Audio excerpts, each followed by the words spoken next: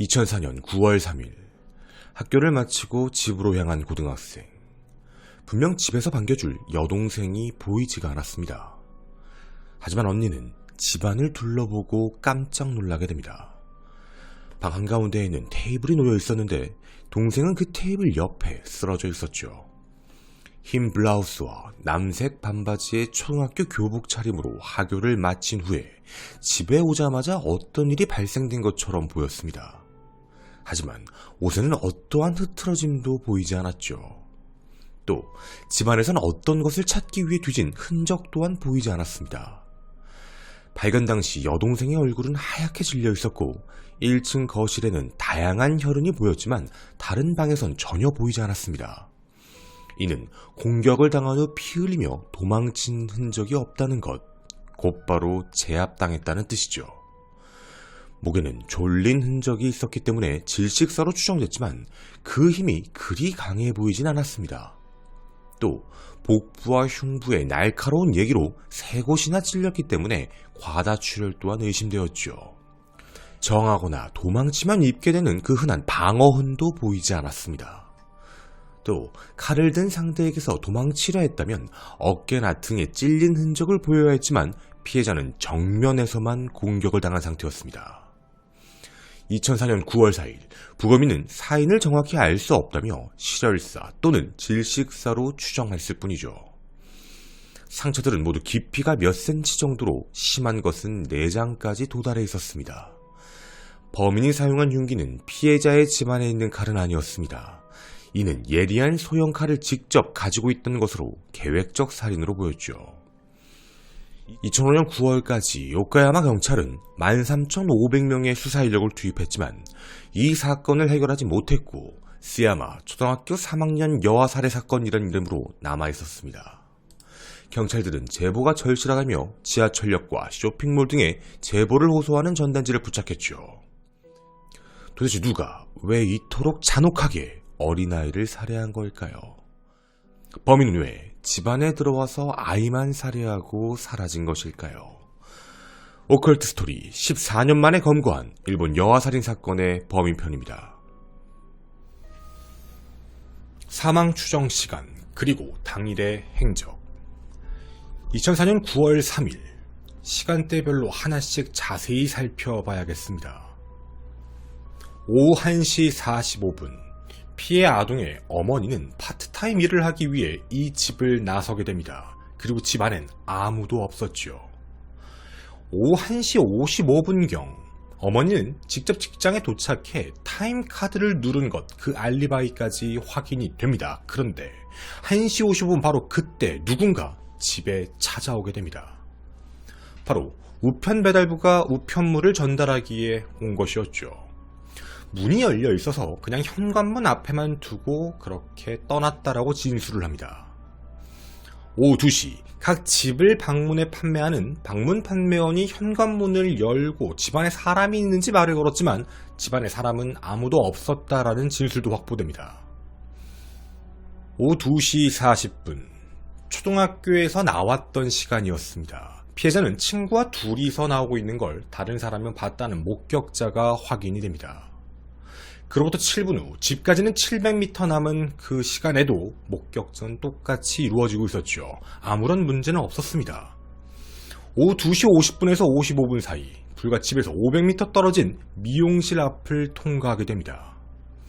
평상시에 이 피해자는 가게 창문을 두드리면서 그 미용실 안에 있는 강아지에게 인사를 했던 버릇이 있는데 그날도 똑같이 인사를 하고 잠깐 들여다보고 집을 향했다고 진술을 하게 됩니다.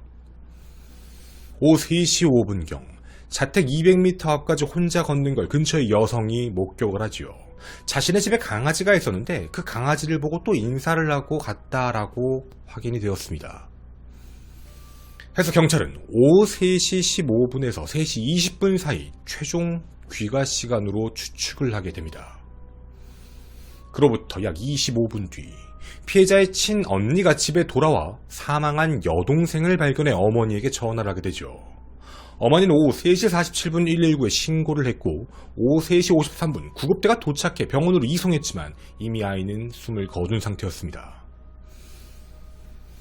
경찰의 조사로 범행 시간은 귀가 직후인 3시 15분에서 3시 20분 사이 정도로 추정되는 상황. 그리고 사건 현장은 샛길로 되어 있는 현장이라 주변에 통행량도 많지 않고 인적 자체도 드문 곳이었죠. 이웃 주민들은 사람이 출입했다는 소리나 비명소리 같은 이상한 소리를 듣지 못했다라고 진술을 했습니다. 사람들은 충격에 휩싸입니다. 오카야면 내 2000년부터 2004년 사이 2건의 아동 행방불명 사건이 있다 보니 또다시 시작된 게 아닌가라는 충격에 휩싸이게 되었죠. 범인은 그럼 면식범이었던 걸까요?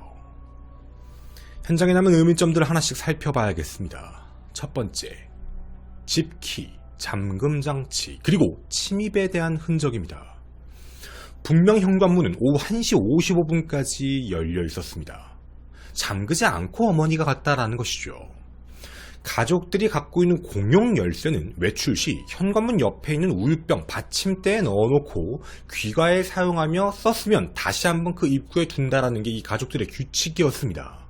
그런데 사건 발생 현장의 현관 입구에는 그 열쇠가 그대로 놓여 있었죠. 문이 열려 있다 보니 굳이 문을 열고 들어갈 필요가 없었던 것입니다. 그리고 피해자의 몸에서는 원래 가지고 다니던 집 열쇠가 똑같이 발견되었습니다. 집에 도착해 시신을 발견하는 언니도 문은 닫혀 있었지만 현관은 잠겨 있지 않았다라고 진술을 했죠. 현관문 외에 있는 모든 문들은 잠겨 있었습니다. 그리고 창문이 깨진 흔적은 없었죠.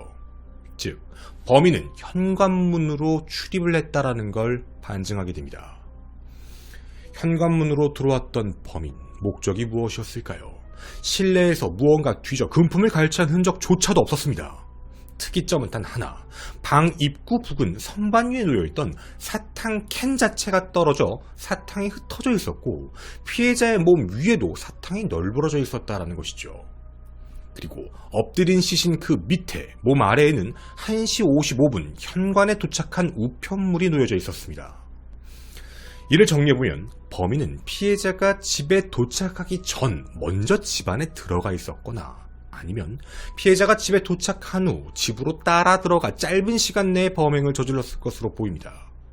피해자는 아무런 인기척을 느끼지 못하고 집 앞에 놓인 우편을 들고 집안 내부로 들어갔다가 범인을 마주쳤고 옷도 갈아입지 못한 채 1층 거실 쪽에서 바로 피해를 입은 것으로 보인다는 것이죠. 세 번째 섹션, 유력 용의자. 범인은 누굴까요? 초등학교 3학년생 이 어린아이에게 원한을 품는 건 좀 쉽게 납득이 되질 않습니다. 만약 범인이 집안 내부에 먼저 숨어 있었다라는 것은 이 집을 잘 아는 면식범일 확률이 굉장히 높아지는 것이고, 만약 아이가 들어간 직후 따라 들어가 범행을 저지른 것이라면 미행을 하다 공격했을 가능성도 매우 높아 보입니다. 문제는 만약 미행을 해서 따라 들어갔다면 집안에 누가 있을지도 모르는 상황에서 굉장히 대범하게 공격을 했다라는 점이죠. 그럼 범인이 남긴 힌트는 더 없을까요? 범인의 심리상 등 뒤를 공격한 게 아니라 자기를 정면으로 바라보게 한 뒤 정면을 공격했다라는 것은 살인의 고의를 느끼기에 충분합니다. 그리고 이건 면식관계에서의 원한이 아니라면 정신이상자의 가능성을 배제할 수가 없어 보입니다. 이때 속속 나오는 목격담이 있었습니다. 어깨에 소형 크로스백을 걸친 젊은 남자의 캐리커처였던 것이죠. 부수한 머리의 남성은 집 남서쪽 약 100m 떨어진 고가 아래 서 있었고 아이를 쳐다보면서 희미하게 묘하게 웃고 있었다라는 주변 진술의 목격담입니다. 그리고 그는 사건 직전 아이가 다니는 그 통학로 근처에서도 동일하게 목격이 되었었지요. 만약 그가 범인이 맞다면 따라오고 있었고 집안에 들어가는 걸 보고 있었다는 겁니다. 누군가 문을 열어주지 않고 아이가 직접 문을 열고 들어가는 것을 보고 집안에 누구도 없다고 확신한 범인이 따라 들어가 범행을 저지를 수 있을 가능성이 높다는 것이죠. 하지만 이 이상의 성과는 없었습니다. 그렇게 시간이 지나며 많은 사람들은 한 사람을 의심하게 됩니다. 당시 15세, 바로 언니였죠. 이유가 있었습니다. 제일 먼저 발견했고 동생이 귀가한 지 20분에서 30분 만에 학교에서 돌아왔기 때문에 누군가가 들어와 범행을 저지른 게 아니라 언니가 죽인 게 아니냐라는 의심점이었습니다. 이유가 있었습니다. 현관문이 잠겨있지 않았다는 것도 가족 같고 방어 흔적도 없었다는 걸 보면 친한 사람인 것 같고 주변 누구도 아무런 소리를 듣지 못했다는 점까지, 그리고 마지막 가족들 중 유일하게 알리바이가 없었던 사람이기도 했다는 것이죠. 어머니는 일, 아버지, 할머니, 장남 모두 외출 상태로 알리바이가 성립된 상태였습니다. 많은 흉흉한 소문이 돕니다. 실제로 서로 친자매가 아니다, 여동생만 부모님이 이뻐했다 등의 소문이 돌기 시작하며 동생을 원망하다 결국 살해했다라는 설이 독보적으로 자리를 잡게 되죠. 그렇게 언니는 동생을 죽였다라는 이야기를 10년이 넘는 시간 동안 듣게 됩니다. 그렇게 사건은 미공으로 빠져 미제 사건으로 남게 되었죠. 사라진 범인, 정말 범인은 언니였던 걸까요? 새로운 접근, 14년 만에 검거한 진범. 일본 경찰은 계속해서 재수사를 이어갑니다. 그리고 점차 시간이 발전하고 수사기법이 발전되면서 한 가지를 의심하게 되죠. 범인은 초범이 아닐 것 같다. 그리고 여자아이를 대상으로 하는 범죄를 반복하는 인물일 가능성이 높다라는 겁니다. 그때 경찰들의 눈에 한 사람이 들어오게 됩니다. 당시 오카야마 현경은 자신들의 주변에서만 수사를 재개했지만 오랜 시간 동안 용의자가 보이지 않아 조금씩 수사 범위를 넓히고 있었습니다. 그때 효구 형령에 한 가지 협조를 요구하게 됐는데 한 남자가 보여지게 됩니다. 2017년 여자아이에게 범죄를 반복적으로 저지르는 인물, 그 남성의 존재가 갑자기 급부상했지요. 당시 오사카 교도소에 복역 중인 인물이었습니다. 바로 이 남자입니다. 1998년 이후 여자아이들을 대상으로 했던 폭행, 상해를 연속적으로 일으킨 범죄자. 2000년에는 여아 6명의 복부를 폭행하거나 하복부를 만지는 등 폭행 및 강제추행죄로 집행유예를 선고받은 전력이 있었으며 그 이후 정신과 치료를 다녀야 했지만 다니다가 금방 그만두는 상태가 왔었죠. 그리고 범행은 이어집니다. 2009년 초등학교 1학년생부터 고등학교 3학년 사이까지 여학생 5명의 복부를 때리거나 드라이버로 찌른 뒤 도주한 죄로 징역 3년형을 선고받게 됩니다. 그리고 출소 후인 2015년 5월 히메지시 노상에서 쇼핑센터까지 차로 이동하며 사전에 준비하고 있던 자전거로 갈아타 2시간 정도 주변을 물색하고 있었습니다. 결국 혼자 하교 중이던 중3 여학생을 발견했던 이 범인, 말을 거는 척하며 숨기고 있던 칼로 공격을 합니다. 양팔과 가슴, 배 등 수차례를 찔렀던 것이죠. 당시 여학생이 큰 소리로 주변에 도움을 요청했기 때문에 다행히 생명에는 지장이 없이 전치 1개월의 중상만을 입었습니다. 그렇게 그는 귀가 중인 중3 여학생의 가슴과 배를 찔러 살인 미수 혐의로 검거되어 2016년 5월 고베지방법원에서 징역 12년을 선고했지만 오사카 고등법원 항소심에서 징역 10년으로 감형받아 복역 중인 자였지요. 그의 이름 2018년 기준으로 39세 카츠타 슈이코였습니다. 그의 심리분석 결과는 참 이상했습니다. 왜 이런 범행을 저질렀는가라는 말에 슈이코는 이런 대답을 했지요. 여자아이들의 복부를 폭행하거나 칼 같은 날카로운 걸로 찔러 피를 유발시키는 공격을 해 상대가 고통스러워하는 표정을 보면 성적으로 흥분이 된다라는 게 범행 이유였습니다. 무언가 이상할 정도로 겹쳐지는 범행, 어린아이 정면에서만 공격을 했다는 것, 그리고 그때 당시엔 교도소에 있지 않았던 범인이었죠. 수사원들은 오사카 교도소에서 복역 중이던 직접 이 피고인을 찾아가 물어봅니다. 그러자 2017년 11월 자신의 친어머니에게 이런 편지를 보냅니다. 내가 그 아이를 칼로 찔러 죽였다. 즉 사건에 대해 인정하는 편지였지요. 2018년 5월 29일 확인됩니다. 무려 14년 만이었죠. 그를 조사하던 경찰에게 슈이코는 이렇게 말을 했습니다. 우연히 길을 걷다 보고 귀엽다는 생각이 들었다. 그래서 배를 찌르고 싶었다. 원래 아는 사이가 아니었다. 그냥 집에 들어가는 모습을 보고 혼자 있는 것 같아 바로 살해하고 나왔다라는 진술이었습니다. 2018년 5월 30일 그를 살인 혐의로 검거, 그리고 8월 6일까지 공판을 준비하고 있었습니다. 그런데 휴이코가 갑자기 이상한 소리를 합니다. 나 죽인 적 없습니다. 그가 실제 보낸 편지입니다. 그는 경찰 조사 과정에서 왜 시인했냐라고 묻자 사형을 당할까봐 겁이 나서 살인을 인정하면 죽이지는 않고 정상 참작이 될 것이라고 얘기해 거짓 진술을 했다라고 말을 합니다. 하지만 경찰은 믿지 않았습니다. 분명 이 사건 오카야마 현에서 효고현으로 넘어갔다는 점, 분명 그가 범인이 맞고 약 100회 이상을 반복했다는 진술까지 확실하다고 판단했던 것이죠. 결국 오카야마 지방검찰청은 형사책임 능력을 완벽하게 수사를 해 같은 해 11월 오카야마 지방법원에 그를 기소합니다. 살인죄였죠. 하지만 문제는 재판이었습니다. 나는 절대로 죽인 일을 하지 않았다. 사건 현장 날에도 그곳에 간 적도 없다. 그게 바로 피고인의 진술이었습니다. 2021년 10월 6일에 시작된 첫 공판이었죠. 그런데 문제가 있었습니다. 그가 기소가 됐던 이유는 단 한 가지였습니다. 바로 그의 진술 때문이었죠. 자백이라는 겁니다. 어떠한 직접 증거도 없는 상태로 재판이 시작돼 버린 것이죠. 그리고 그는 자기가 살인을 하지 않았다라고만 이야기를 하고 있습니다. 정말 그가 범인인지 아닌지 직접적인 증거가 없는 상태에서 과연 그 자백만을 가지고 유죄 판결을 내릴 수 있을까라는 부분이 가장 큰 쟁점이 되었죠.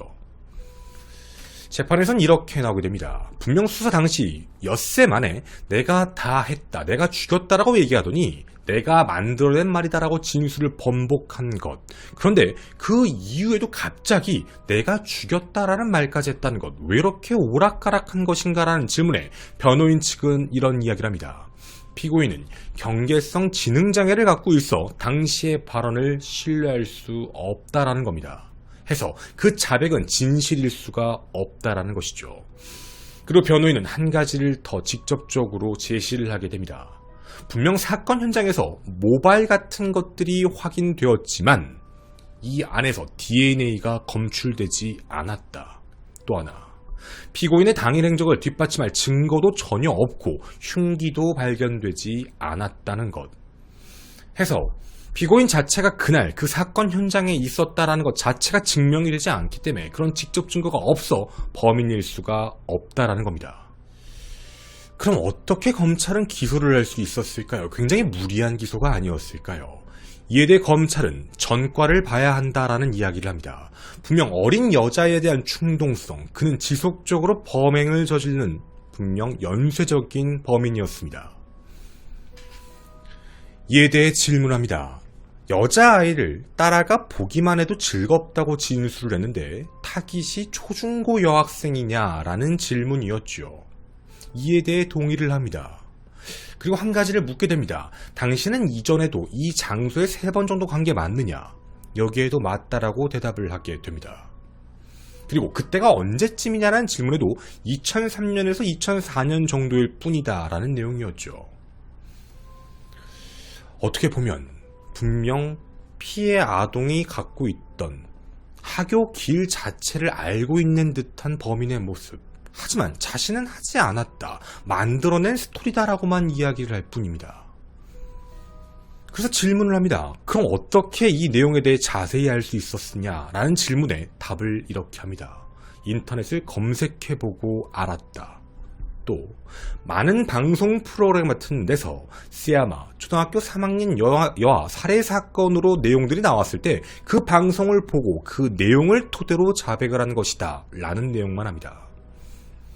하지만 의구점이 있었습니다. 그 사건 정보 프로그램에선 여자아이의 목을 조르는 장면이 뒤에서 조르는 장면으로 나오는데 실제 진술, 자백을 할 때 양손으로 앞으로 졸랐다라고 말을 했다는 겁니다. 이걸 왜 그랬느냐라고 질문을 했더니 그냥 조른 것밖에 기억이 나지 않았습니다 라고만 당시에 답변을 했었죠.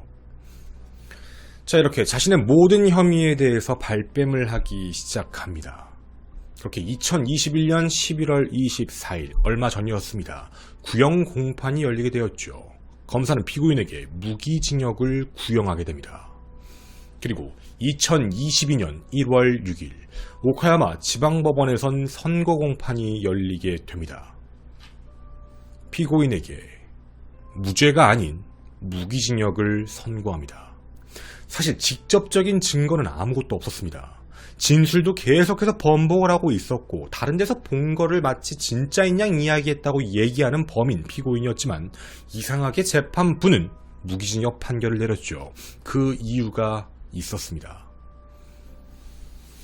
재판장은 피해 아동을 왼손으로 1회, 오른손으로 3회 찔렀다라고 진술했던 최초의 내용, 이 내용이 실제 상처와 완벽하게 맞아떨어진다라는 점, 외부에 공개되지도 않은 내용, 이건 범인만이 알 수 있는 것이다 라는 걸로 자백에 대한 증빙성을 인정해버린 겁니다. 그렇게 그는 유죄 판결로 무기징역을 선고받습니다. 무기징역이 선고되자마자 변호인 측은 판결에 불복해 고등법원에 당일 항소를 한 상황이었죠. 아직 사건은 끝나지 않았습니다. 과연 그가 정말 범인이 맞는 걸까요? 그리고 또 하나 궁금해지는 대목이 있습니다. 이 영상을 자세히 봐주십시오.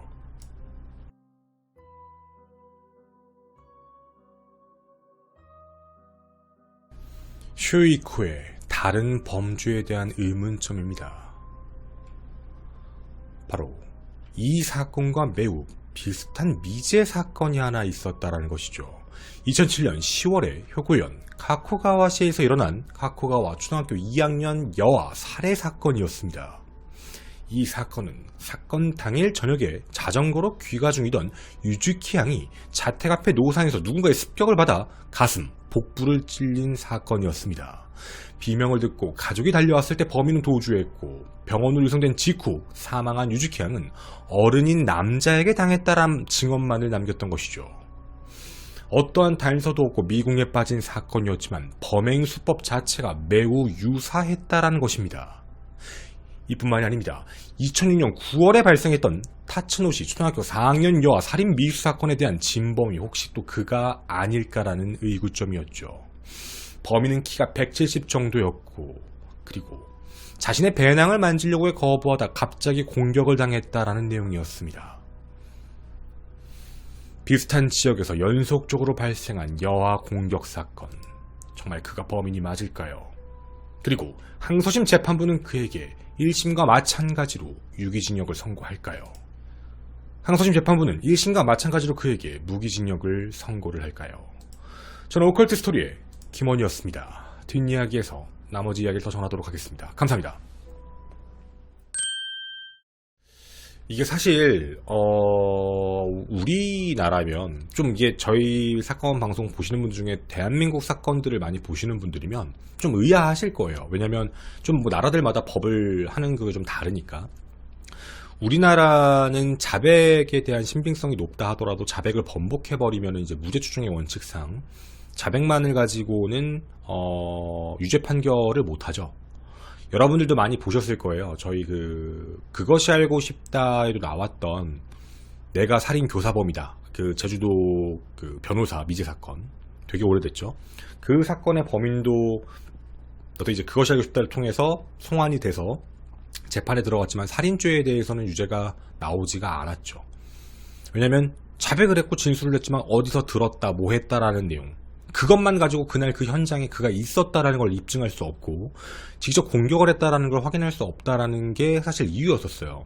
그래서 유죄 입증이 안 됐던 것들도 있었고, 그뿐만이 아니죠. 뭐 우리 예전에 했던 뭐 제주도 보육교사 살인 사건도 나중에 다시 재수사를 하면서 범인을 검거했다가 결국은 또 무죄로 풀려났고, 그 섬유였죠. 교차 섬유와 관련되어 있는 걸로 입증을 하려고 했다가 뭐 당시 차량이 같은지에 대한 것도 명확하지 않고 여러 가지들이 꼈기 때문에, 그래서 많은 부분들이 매치가 안 되다 보니까 결국에는 자백만으로는 할 수가 없던 그런 상황이었던 거죠.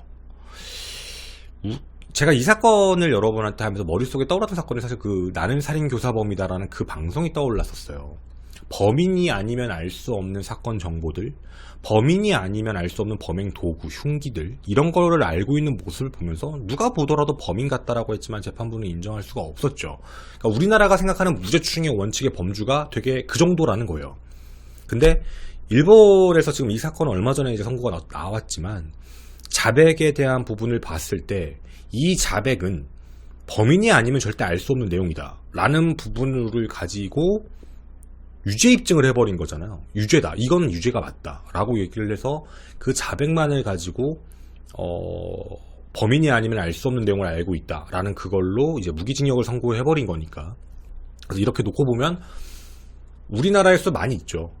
뭐 이병주도 많이 이제 들어보셨을 거고, 이병주도 자기가 한 것처럼 얘기하다가 나중에 휙 뒤바꿨다가 그래서 경찰들은 난리가 나죠. 검찰들은 아니면 진짜 모를 텐데, 범인이 아니면 알 수 없는 내용인데 이건 뭐야 이렇게 되는 경우들도 있었고 하니까.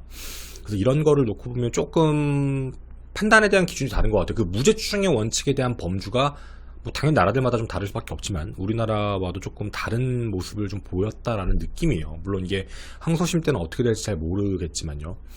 그래서 그게 조금 특이했던 사건이었어요. 저는 처음에 이거 내용 볼 때 무죄 나오겠구나라고 생각했어요. 우리나라 기준으로 얘기하면 유죄 입증이 안 될 거니까. 얘가 지금 당장 그날 집에 있었다라는 증거도 없고 범행 도구도 없고 혈흔 DNA 나온 거 아무것도 없고 그냥 다만 자백을 잠깐 했다가 자백 처리한 거밖에 없는데, 근데 그거에 대해서 되게 신빙성이 높다라고 판단을 했다는 게 참 이례적이었던 내용이었던 것 같아요. 그래서 이 사건을 이제 가지고 와서 14년 만에 검거가 됐죠.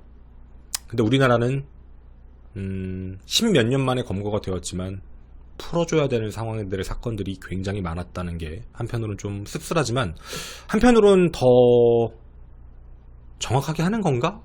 라는 생각도 들어요. 정확히 잘 모르겠어요. 이건 어떤 범주가 맞는 건지는. 무죄추정의 원칙이 그렇다고 들었습니다.